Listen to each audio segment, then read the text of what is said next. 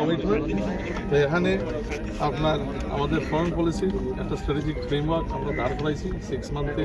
বাংলাদেশের ভিজিবিলিটি মাননীয় প্রধানমন্ত্রীর নেতৃত্বে আজকে বিশ্বে ইজ ভেরি হাই, এবং একটা ব্যালেন্স রিলেশনসের দিকে আমরা বেজিং বলেন, ওয়াশিংটন বলেন, মিডল ইস্ট বলেন, we have a very balanced foreign policy and we're maintaining that balance very well in line with our national interest.